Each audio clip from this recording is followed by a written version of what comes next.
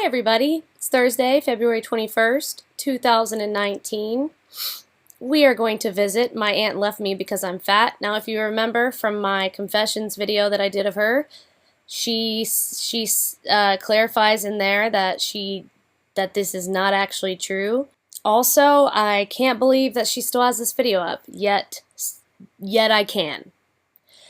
So, let's begin. Let's not waste any time. I want to get this video out to you as soon as possible. And, okay, she's got her glasses on. They're foggy.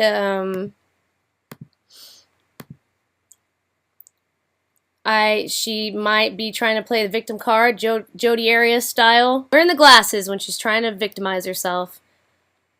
So, but knowing that she lied, I'm just gonna pinpoint, you know, what I say. I'm just gonna do what I do, you know, guys. I'm just gonna do what I do. So let's get started. Hey guys, so honestly, I'm making this video. She started out with the word honestly. Whew, this is gonna be interesting. Because I feel like I need to vent, I need to talk, I need to get it out, So, okay, she's doing her performing thing. She does this. She gets very much theatrical. You know, she's got her hands clapping. She's inflecting her voice like this. She's looking up. She's doing all these kinds of things. To just scream about it and be like, what the actual fuck is happening right now? Okay. Touching her nose. I don't know where to start. This video is going to be all over the place. My apologies. I never said I was a professional girl. Like, I'm nowhere near professional, and yeah, so... And checking herself out as usual. Okay. Look, she's making sure she's got her librarian look down so that we'll believe her. Where do I even begin? You know exactly where to begin. Okay, so for my whole life growing up, my mom had this, like, secret family. It was her mom and her sisters and sister. It was her stepdad. It was her actual dad. It was my first cousins. It was just all these people. And my mom had, you know, her stories of, oh, they don't want to be in my life. Da-da-da-da-da. I don't even know where they're at. Like, Truth. You know, social media wasn't a thing. Also, she gets very nervous talking about her mom, so you'll see her do this probably anytime she mentions her mom. Let me just say. Now I'm starting to talk like her. Wasn't. And, what did she just say? I don't even know where they're at. Like, you know, social media wasn't a thing back then. Let me just say it wasn't. And, one day, like, I just want to say this first. I always wondered about them. I wanted to meet them. I wanted to know them. Truth. I wanted another family. She wanted another family, which is typical, growing up with two parents with substance problems. Sorry, I'm just trying to fix this a little bit. She was hoping that there might be more to it than that. What a mess. So, I was curious, like, who are these people? I knew I had so many family members I'd never met before, and I was very intrigued with the whole situation. And this was back when MySpace was a thing, okay? I was probably 16, 17. Okay, wait a minute. Yeah, that sounds about right. Probably 17. And I get a message from some woman on Facebook. I mean, see, Facebook is a thing. Back in the day on MySpace, sorry. Saying, oh my god, I found you. Oh my god, like, I can't believe this. I love you. Like, this whole long thing. And then I look again, and it's like these other girls just like, oh my god, hey, like, I love you, and you know, I can't believe this, and I hope you get back to me. I'm like, who are these people? Okay, so she's telling a story, right? She's building up to it. This is a theatrical performance yet again. Because this ended up not being the truth, she has to build it up into like a big old story time, okay? And keep in mind, she still has this up. Even after admitting that it was a lie, she still kept this up. Which is, you know, and surprisingly, it has more upvotes and downvotes. Like, what? It was my aunt, which is my mom's sister. and it was 2 of my cousins, and I was like, oh my god, the people I've been wondering about and dreaming about and like, oh my god, about, like, found me on MySpace, like, theatrical performance. how, like, I messaged them back so splickety quickly after, like, we communicated, like, we exchanged numbers, and we started talking, and, I was in foster care at the time, and, like, I told my social worker about it, and she's like, oh my god, you need to go visit them, and I'm like, oh, hey, really, I do, like, and I did. When I was 17, I met my cousins, and I met my aunt, and, like, they showed me pictures of when I was a baby. I knew them, but I was like, oh, I don't remember that stuff, like, and it was so awesome. And so, when I turned 18, my mom started getting close to them, and my mom ended up moving to Oklahoma, where my aunt and my cousins were, and keep in mind, her grandmother, who didn't want her to live there more than a month. We were all finally close, and I was like, okay, I'm 18, I'm out of foster care, I want to live with you guys, and so I went to go live with my aunt, and, like, I felt so, like, wow, this family's awesome, especially when, I visited them, because when I was still in foster care, I did go to Oklahoma just to visit with my brother, and we stayed for 2 weeks, and it was bliss. We had such a fantastic time, and when I had to leave, I cried like a little baby. Like, I loved it.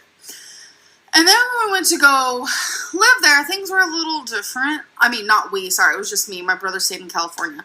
When I went to go live there, things were a little different, and it was rocky and weird, and that's a whole other story. Okay, hold on. Something is up with the reasoning that her brother stayed in California. There, things were a little different. Oops. I mean, not we, sorry, it was just me. My brother stayed in California. When I went to go live there, things were a little different, and it was rocky and weird, and that's a whole other story on it. But why was it rocky and weird? That's the thing. Why was it rocky and weird? So let's fast forward a bunch of freaking years. And here I am now, 25 years old. Okay, so she's doing that whole thing that you saw in the Jussie Smollett thing, where he's just sort of talking about things and giving needless details. And I mean, she could just say, okay, so fast forward a couple years, and then continue into her story, not fast forward a few years, here I am, 25 years old, blah, blah, blah, blah, blah. And that's weird. That's unnecessary. Like, I don't understand something. My aunt has completely stopped talking to me. In December, she blocked me on Facebook. But see, what did you fast forward? What was rocky? That's the thing. She's hiding a lot of information that I think would be crucial in understanding exactly where everyone's mind state was. She blocked me on her cell phone, blocked my number completely. I have no way of getting a hold of her whatsoever. And she keeps talking about it. We get it. Your aunt blocked you. The reasoning is... Gee, what could that be? Because I'm fat. Okay. I'm not kidding. I know that sounds bad saying it like that, but the truth is, it's because... The truth is... Because I'm fat. It's very attention-seeking behavior, just everything that I see. She always watched my YouTube videos, and... Okay,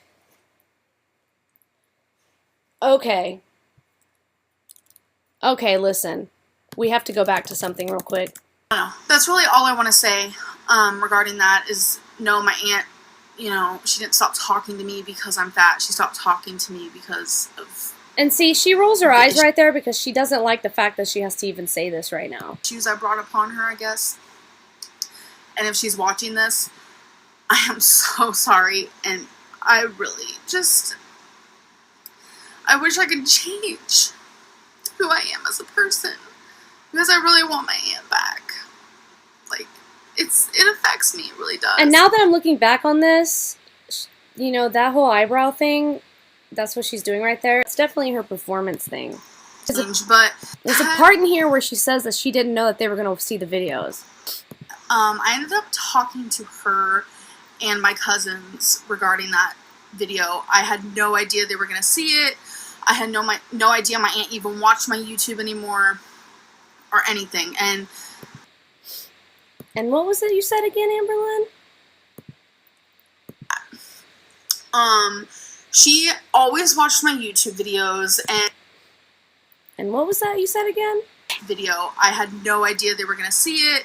I had no idea my aunt even watched my YouTube anymore. She always watched my YouTube videos. She saw me struggling with the things I ate and my binge eating disorder and all this stuff. Okay, and she raised her eyebrows when she said the binge eating disorder. She's trying to convince us that she has it. And she told me specifically in December, licking her lips, that she's tired of watching me self-destruct myself. Okay. Okay. That I can understand. Honestly, I do. So I don't think she did. I'll watch my YouTube then. Cool. But why cut off all communication with the person that you tried so hard to find when I was younger? I come from a crazy family. It's the truth. I come from drug addicts, bipolar people, mentally ill people. I do. That is the family I come from. And why does she think she's not bipolar? Did you honestly think that I was going to be the only normal one? Did you? You're a pathological liar. I was in foster care for all my life. And it's like, if my aunt is watching this, which I hope she is, which I don't know if she is, it is May, and we haven't talked. So in her other video, she said, I had no idea that my aunt even watched my videos anymore. But yet she's directly talking to her aunt in this video. For December, January, February, March, April, May. Like 6 months. And I have tried so hard. I have downloaded texting apps. It's ridiculous. Because I still have her number. And I have messaged her. I have sent apologies, even though I shouldn't be the one apologizing. And the reason why this is so hard for me is because I really don't have family. True. My brother is actually currently in jail. I just found that out about a month ago. My mom is in prison. I do not talk to either of them. I don't know what's going on with my dad. Truly, I don't. We don't talk. I no longer really talk to my cousins because my aunt must have got to them before I could. I don't have family. I do not have any blood family. And that's hard for me. There's the performance again. Okay, now this is where she's playing the pity card, okay? Even though, most likely, part of the reason that her family isn't in contact, aside from them being screwed up, is because the ones that she had a chance with, she ruined it because she's too stubborn and self-absorbed to listen to anybody. And it's confusing that my aunt, knowing that I have a binge eating disorder, and she lifted her eyebrows again, put her hand on her chest for emphasis, and I have a food addiction, would just give up on me because I am fat. Well, yeah, because that's not what happened, right? Where's the unconditional love? Where is the, I will be there for you, but I won't support you in your addiction? Okay. This is her problem. She thinks that love is giving somebody everything they want. Can she help it that she thinks that that's what it is? Probably not. But she honest to God thinks that just because somebody isn't doing what she wants them to be doing, that that's not love. What her aunt was doing is she was setting a boundary, and boundaries are extremely important, especially when you're dealing with addicts. And people who grow up with addicts around them have a really hard time setting boundaries because the addicts, especially if your parents are addicts, it's extremely difficult to set boundaries because because every time you even did as a child, let's say that naturally you have a natural capacity for setting boundaries, right?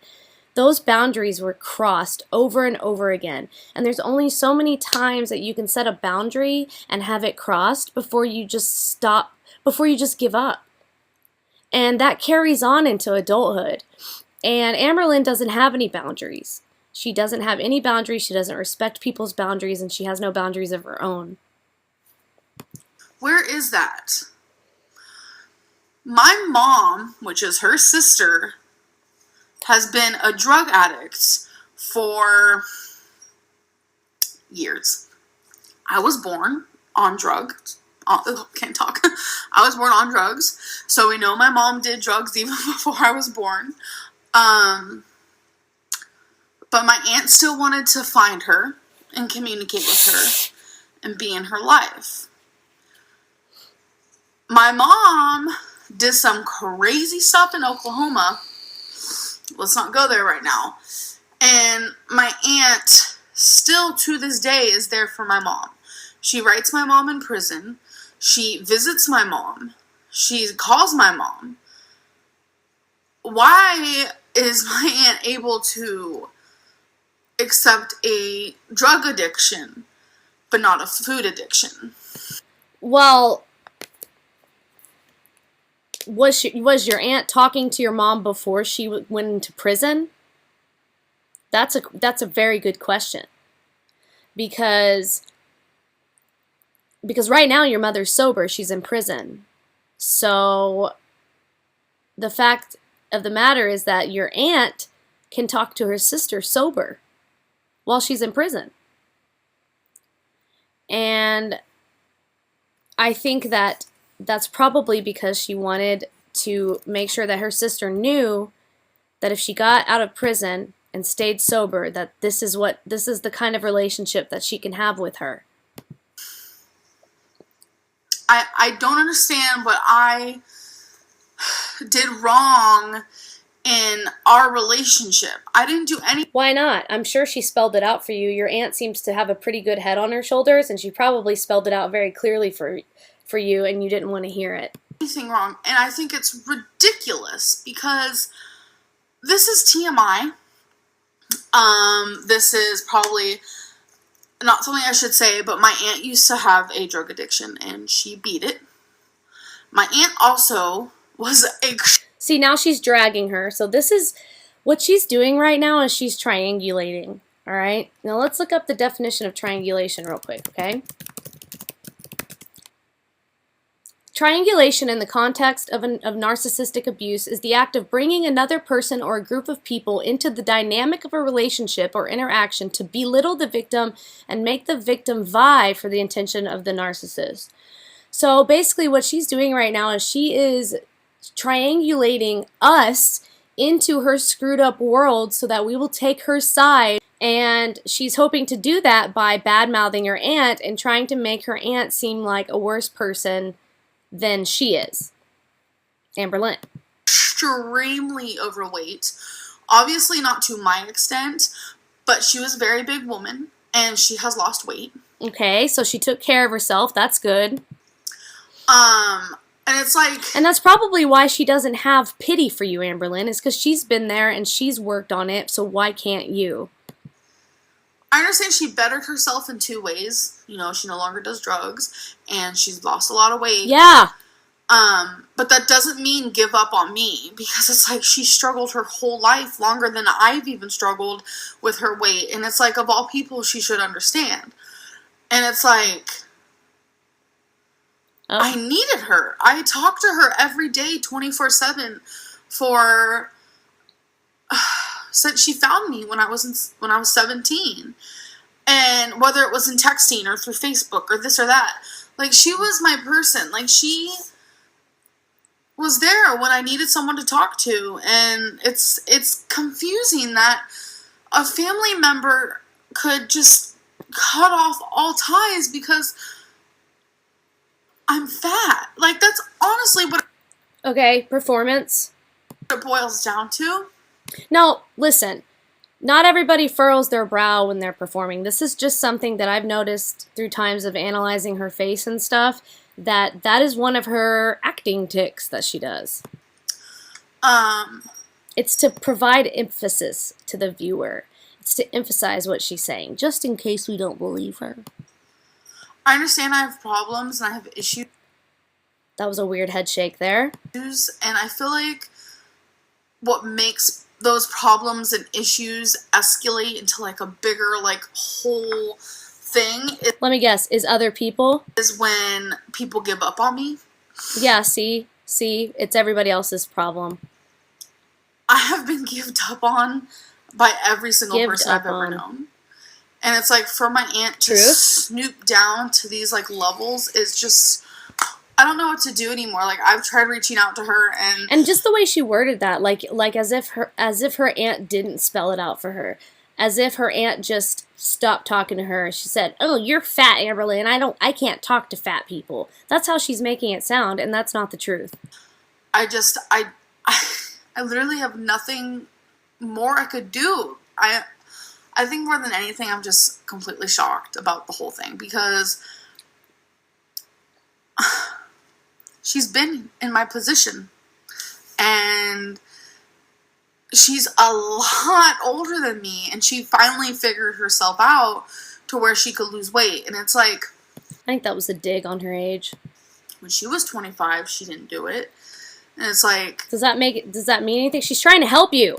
You were in my shoes at one point. Why, instead of trying to help me, you just leave?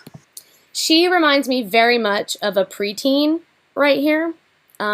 This is kind of what preteens go through when they're trying to understand the logic behind their parents' decisions. Like when they want to go to their friend's house, but the parents know that the friend doesn't come from a good family, and that if they go to the friend's house, that something bad might happen, but they don't want to tell that kid that, because if they do, then that kid will probably tell her friend, and then all hell will break loose. It's one of those things where it's like, well, I just don't understand why I can't go to their house. I just don't get it. A parent can't say because her dad is a very well-known child molester and you shouldn't be in that position. You can't say that to a kid. Okay? So it's kind of like that. It's like the aunt can't just straight up tell Amberlynn, "Hey, you're really fat, your health is diminishing, and I can't support you anymore, and I can't support your eating habits, and I can't support you going out to eat all the time, and I can't support the way that you treat me and your cousins," because Amberlynn doesn't do anything wrong, you see, so, and neither can a teenager, neither can a preteen. Preteens don't do anything wrong, right? Wink, wink. At least not in their own eyes. I don't know. I just really needed to talk about this. And she does know, and she there's a part of her consciousness that knows, okay? Because she has looked over here many, many, many times. And this has been her spot for the longest time, you guys, and it has not changed. It has been extremely consistent. And she is looking over here, going through the conversation, but yet kind of fighting between going through the conversation and trying to make us feel bad for her. I have so many emotions and like thoughts, and like everything is just like in my head like a crazy person, and I don't know where to get them out on. Like I've journaled about it.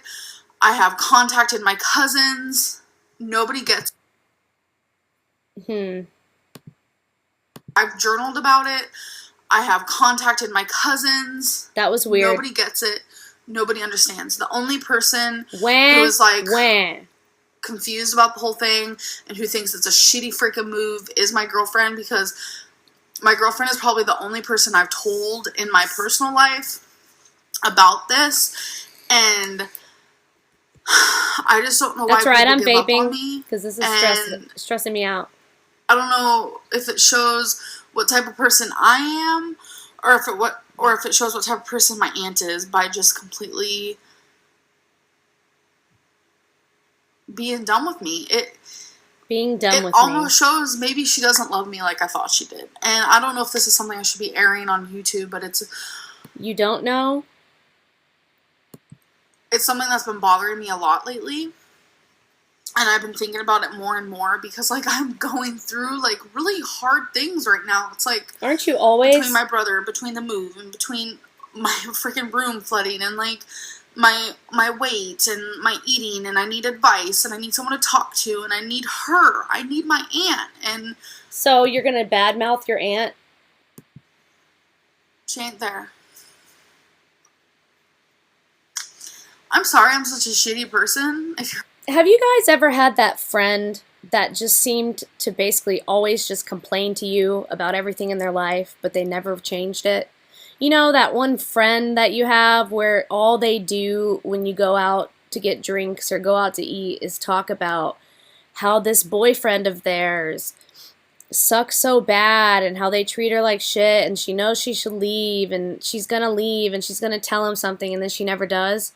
And then every time they break up and then get back together and break up and get back together and break up, it's you that has to pick up the pieces all over again. So you not only are you having to deal with your own life, but you're also having to deal with your friend's life. And after a while, you start realizing that people like that are soul suckers. That's what I call them. I call them soul suckers. Because every time that you meet up with them and they do that to you, every time you meet up with them and they do that, they bring you down. They take a piece of your soul with them. Because you're putting your energy into somebody who's never going to do anything about it. And there's only so many times that you can do that before you either A, explode, or B, leave. If you're watching this, I'm sorry. I'm sorry that food is my drug. I'm sorry that I was born into the family that I was born into. This is not, this is all, this is her half-ass apology of not holding herself accountable. I'm sorry that I have a food addiction. Okay, that's not holding yourself accountable. I'm sorry that, let's see. Born into the family that I'm sorry that I was born into the family I was born into. Another excuse. Was born into? She's got a lot of pain in her family. Okay, she does not like the fact that she comes from this screwed up family. She's constantly trying to present herself as somebody else other than who she is. And the thing about putting on a facade like that, and narcissists do that a lot. It's called a mask, right? But the mask slips. You can only, that's what they call it when you're in a relationship with a narcissist of any sort. Like, let's say you're dating a narcissist. Eventually that mask slips off and you see who they really are. Okay, that's called the mask slipping. And probably what happened was because she is a narcissist, I'm not diagnosing her, but I think we all know that that's what she is. She shows all this. I mean, hell, she just triangulated us into her problem right here. That is a quintessential narcissistic thing to do. That is the dirty narcissist thing to do, is to go to someone else and badmouth somebody so that somebody else will take your side over that other person's before they even get a chance to know what the real story is. And it's sick, and I think she knows very well exactly. I guarantee it that her aunt told her exactly the real deal. Like, you need to get a hold of your life. I can't keep trying to pick you up. I can't pay for all the food you eat. I can't be paying for this, that, and the other thing. I can't be supporting you if you're not going to be doing anything else for yourself. I can't do it anymore. I can't support somebody who's has an addiction, because if I do support you, the addiction is only going to get worse. And that, my friend, is called enabling, Becky. I'm sorry that I live in the past and I am who I am because of the past, but... See? Blaming her past. I'm sorry that... Even at this point, she's 25 years old. This is around the time, and at least it is for me and people that I knew, around the ages of like 23 to 26 was really when I came to find myself as an adult, and I realized, all this stuff that's happened to me, that's all it is. It's stuff that happened to me. That's it. It's not me now. It's not me in the future. It's something I went through. It doesn't define me. What I went through in my life, those hard times, it doesn't define you. Does it mold you a little bit? Yeah, as long as you learn lessons from the bad things that you have come across in your life, then nothing but good can come from it. But you have to be willing to accept the fact that it happened and that it happened for a reason. And I know that a lot of people don't like to think about things that way, but it's true. It may slightly shape you, but it doesn't define you. That the present is still just like my past, which is causing me to be the person I am. And I don't need a goodbye. I need a hello. I need you, and I need support, and I need help, and I need...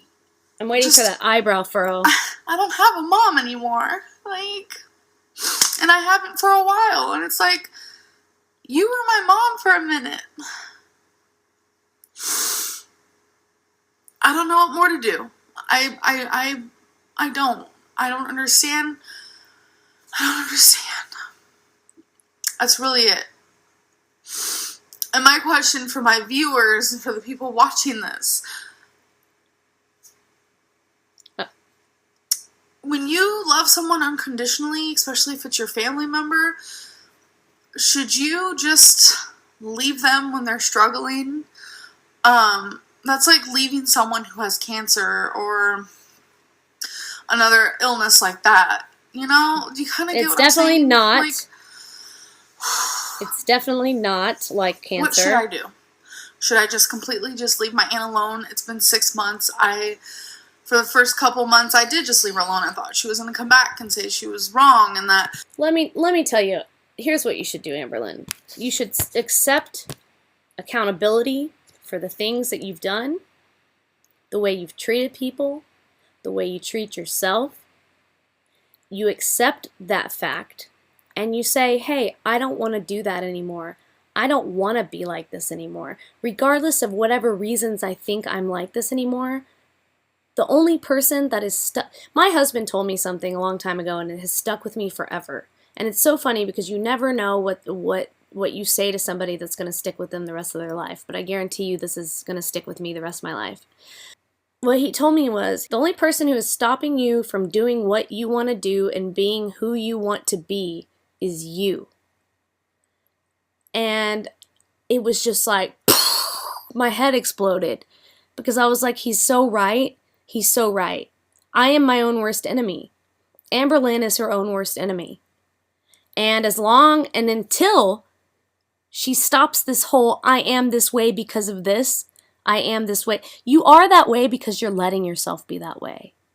You are that way because you're accepting yourself as that and only that. She shouldn't just drop all ties because I'm fat and I have... And she looked down here because that's not why she did it. Illnesses and problems, like... I don't know. And you know, so sue your aunt for not wanting to deal with yet another addict, okay? She doesn't want to deal with it anymore. I mean, shit, she's been dealing with her own addiction, her sister's addiction. She's not everybody's savior. She can't be everybody's savior. She can only be a sister to your mom and an aunt to you. She's not your mom, okay? I know you want her to think she is, but she's not. And you were very old to be suddenly thinking of some other woman as your mother. 17 years old, 18 years old, and pitying yourself because somebody who you just met and haven't known your entire life suddenly said, I'm not going to deal with this anymore. That is a lot of expectations for someone to meet. Should I just have no family at all? Like, should I just... Like, she's honestly the best thing I can describe this as. I have so many family members. Don't talk to a single one. And she was that last person. Just that last family member. See, there's a point of self-awareness that every person goes through when they lose friends and they lose family members and they lose people in their lives and they're like, what happened? The common denominator in all of this, Amberlynn, is you. You are the common denominator between your relationship with you and your aunt, the relationship with you and your mom, the relationship with you and your dad, the relationship with you and your grandmother, the relationship that you've had with every single girlfriend that somehow caused you to be the way that you are. You are the common denominator. Get it through your thick-ass skull that it is you who needs to change. You know, there are a million books, Miss Reader, Miss I Love to Read. There are a million books out there. Inspirational books, cheesy books, you name it, it's out there. And there's one thing that they all say is the only person that you can change is you. Okay? Nobody else is going to change you, and you can't change anybody else. So if you want things to change, you have to do it yourself. To yourself. Member that I had in my life. And she cut it. And now I have nobody. A lot of people can say blood is thicker than water. Sometimes water is thicker than blood. Like, whatever. All those silly quotes.